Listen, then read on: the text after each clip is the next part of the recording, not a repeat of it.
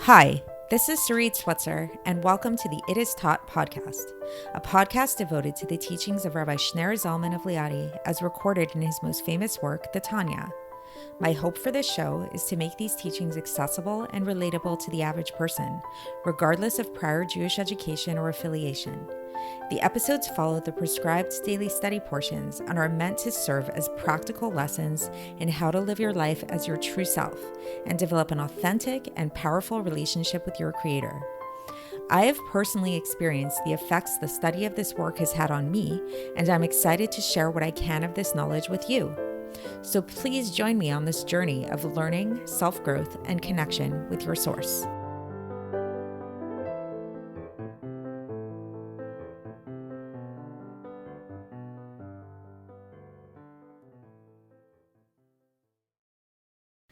Hi, and welcome to the It Is Taught podcast. This is episode 694 for the 2nd of Cheshvan in a regular year. So I'm pretty sure I have mentioned previously on this podcast a book by Ryan Holiday entitled The Obstacle is the Way. If not, then I'm mentioning it now. And what this book is basically it's based on Stoic philosophy. And Stoic philosophy is a very interesting philosophy. It's not a religion. It's a philosophy that began in Greece and then was also popularized in Rome. And the whole idea, a lot of the idea of Stoic philosophy is this idea of like having control over your mind, not letting your baser instincts get the better of you. So this book, The Obstacle is the Way, is really, it brings a lot of teachings from Stoic philosophy that are very interesting to read. And the title being The Obstacle is the Way is kind of like what the author felt was like the common ground with all of these things. That when obstacles come at us in life, rather than getting frustrated by them, rather than having them bring us down, actually try to see if you can use them as an opportunity for your growth. So this is a really nice life philosophy in general, right? And there's a lot that we can learn from it. We've spoken previously about the idea of making mistakes and how it's also been studied that specifically when you make mistakes, that's where the learning happens. That's where the neuroplasticity happens in the brain. So like, for example, if you have a gymnastics practice like I do, so when I'm practicing my handstands, whenever I fall in my handstands, that's actually where the learning happens. It's not when I get it right. When I get it right, that's kind of the result of the learning, but the learning itself is in the mistakes, is in the fall. So this is a general principle in life that the way we grow is through obstacles, through difficulties, through challenges. This is something that's kind of commonsensical if you think about it, right? But today we're going to look at it from a deeper perspective, from a spiritual perspective, and we're going to bring it back, trace it back to the beginning of the epistle that we learned about anger and about anger management. And what we'll learn today is that anger management is like sort of, okay, it's a nice step in terms of not being angry, but ultimately, what if you could take your anger and you could actually reroute it and pivot it and have this anger be your impetus for growth and for connecting with God? How cool would that be? So if you've been following along the past few episodes, we've been getting into this discussion of how it is that that anger is likened to idolatry, because really ultimately everything comes from God. And so if somebody is doing something to trigger you and arouses feelings of anger within you, then you need to recognize that this person doesn't have any power of their own. So anything that happens to you in your life, even if it's coming from another person, is just a message from God. And so really God is there and God's trying to teach you something, right? So to be angry at the person is silly because the person doesn't have power to hurt you. The person doesn't have power to do anything, and they wouldn't be able to say any words or do anything to you that would be hurtful if God did not invest his power within him. And this led us into a deeper discussion about the whole idea of reminding us, reviewing the idea that God is present within everything. The Shekhinah is here in the world. The world is constantly being vivified, something from nothing at all times, not only our world, but all the worlds, everything at every moment. And so today we're going to bring it back to this scenario, this real life scenario that the Alter Rebbe is going to bring up, make it really practical for us of how to apply these teachings to a moment when you are actually when you're encountered with this kind of situation where somebody is being annoying towards you, someone is heckling you, somebody is distracting you from doing what you need to do.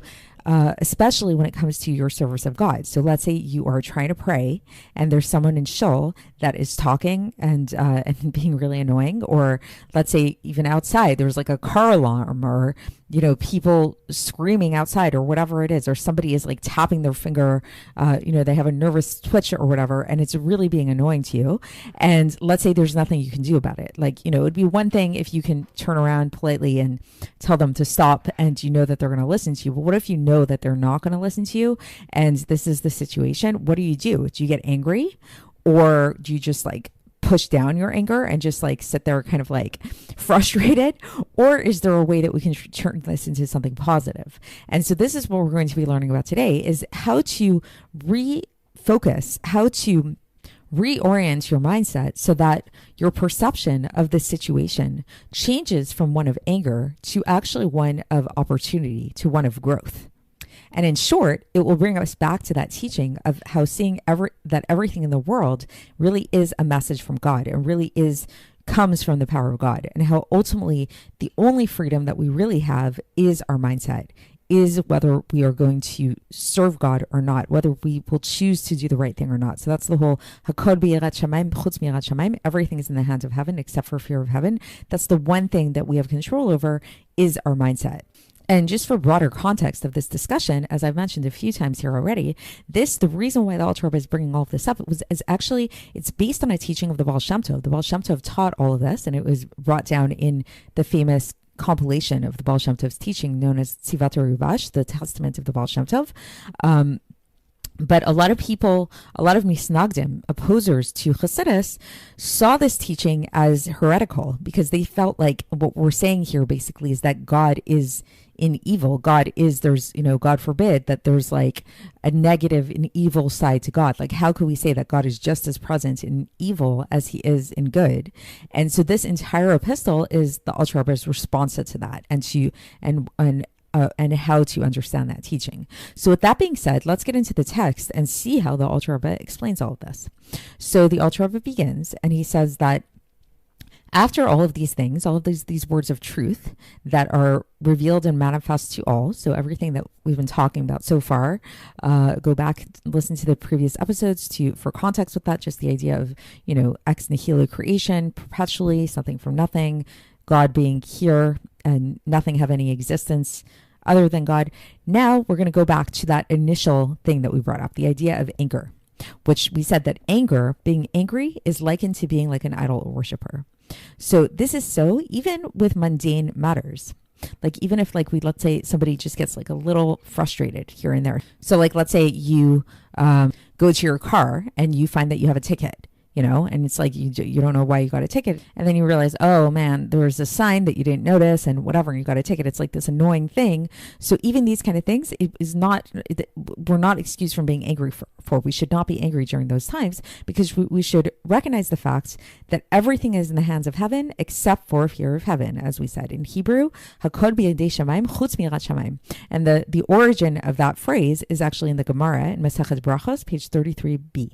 And so now the Alter Rebbe takes us a little bit on a tangent here, just to give this caveat that this is why it is that when it comes to we're not a person might think this whole idea that everything is in the hands of heaven, everything is divine providence or whatever, means that we should be just really passive. And if we see somebody doing something wrong or behaving in a way that they shouldn't, we should just say well, it's in the hands of heaven, whatever. This is, it's not up to us. Just let them be, whatever. So the truth is this, it's everything is in the hands of heaven except for yirat shamayim, except for fear of heaven, which means that if we should try to prevent people from transgressing, we do have a role in that. We should try to encourage people to serve Hashem. And this is how we can understand the idea that we see in Bamidbar, chapter 31, verse 14. It says that Moses was angry, V'yiktsof Moshe. So it's because you could say how is it that Moshe was angry? Moshe was the holiest man ever. And we just said anger is likened to Avodah Zarah. And so the reason why is because he was angry for spiritual reasons, because he saw that he had an opportunity to prevent the Jews from sinning. And so he took this opportunity. And because Moshe was who he was, he knew that this wouldn't be in vain. He knew that he could have an influence upon them. So in that case, that would be like a positive expression of anger. So really everything has its place in the world, even anger.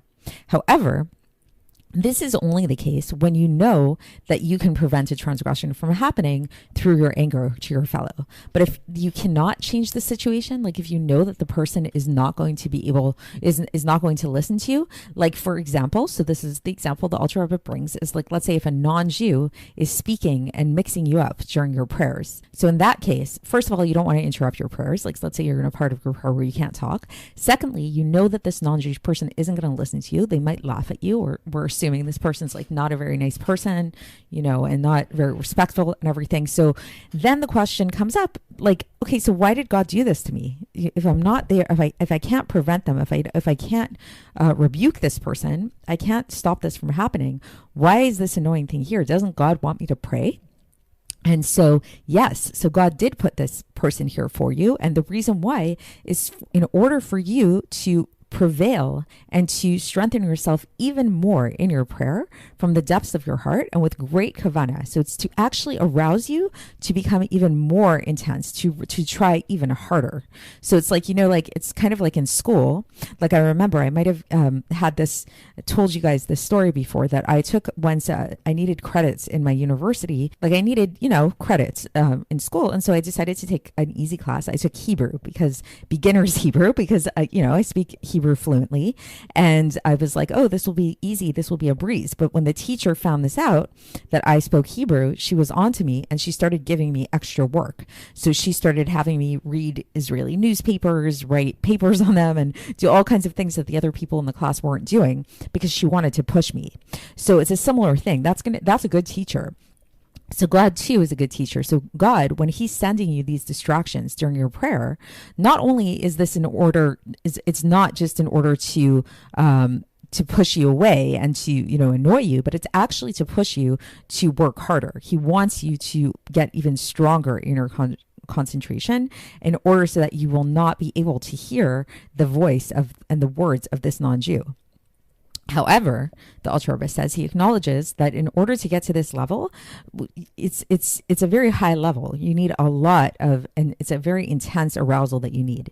And so how do we get there? Like, what's the advice that the Alter Rebbe gives in order to get there? It comes from this idea, these subjects that we've been learning. This is why he took us on this whole journey of talking about the Shekhinah and the spirituality and all that stuff, is because what you should do is you should meditate upon the idea and place it in your heart, the idea of the descent of the Shekhinah. So we've been talking about this in the past couple of episodes, this idea of the Galus HaShekhinah. We spoke about this yesterday, right? About the background becoming the foreground. So he advises you to meditate upon this, to meditate upon the exile and the descent of the Shekhinah, and how low it descended. It descended in such a low way. He brings a citation from Eicha chapter 1 verse 9, V'tered Pelaim, that it descended in a wondrous way to become vested within the radiance of the klipos. That's how far this Shekhinah descended, that it's really there inside in a state of exile within the klipos in order to vivify them.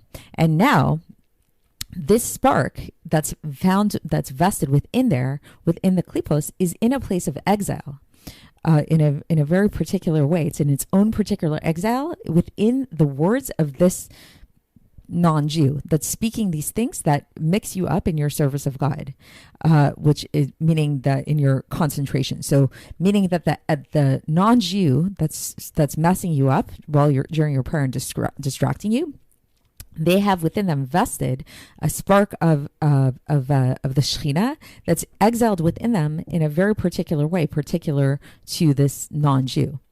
And this is the whole idea of Zelu Matzeh that we spoke about. So meaning to say that we spoke about a lot about God's speech, right? And the holiness of God's speech. And so here, Zelu Matzeh, so we know that the supernal speech becomes vested within this lower speech, within this speech of the non-Jew who's speaking and distracting you with his words.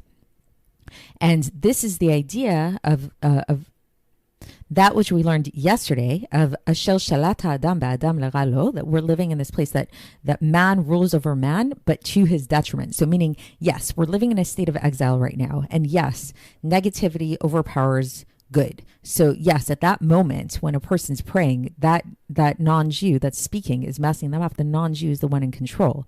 However, ultimately it's to his detriment. Why? Because ultimately you have the power to overcome this. And through a person arousing within themselves to daven even stronger, like all the person's doing basically, like if you think about it in that way, the non-Jew in that case is actually assisting the Jew to get even deeper into their prayer and to get even stronger with their kavanah, stronger with their intention in prayer, so that they won't hear what they're saying.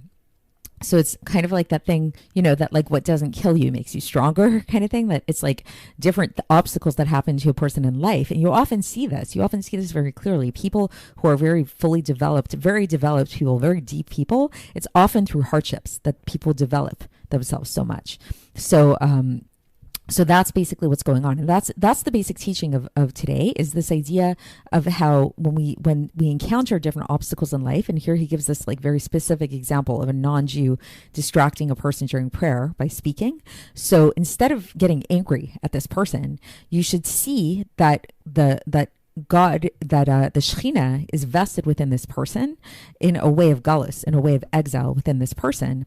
And so then you realize and you recognize, oh wow, this Shekhinah that's exiled within this person, this is, first of all, you feel bad for the Shekhinah. So it's sort of like it's kind of like when you realize that if somebody's acting like really badly towards you, like let's say someone's yelling at you on the street or whatever, when you realize that they're crazy, it kind of changes, right? Like it's sort of like if somebody's being really mean to you and you think of them as just like a really mean person, like that's one thing. But then when you realize like, oh, okay, this person's like just like crazy, they're just like a mental person, then it actually helps, right? You realize it's outside of their control. So it's not the exact same thing here, but it's similar in the sense that when you realize that this non-Jew or whoever it is that's distracting you, that's bothering you in some way, they're not acting out of their own volition. They're acting because within them, there's a spark of the Shekhinah within them that's being vested within them, and that's what's vivifying them.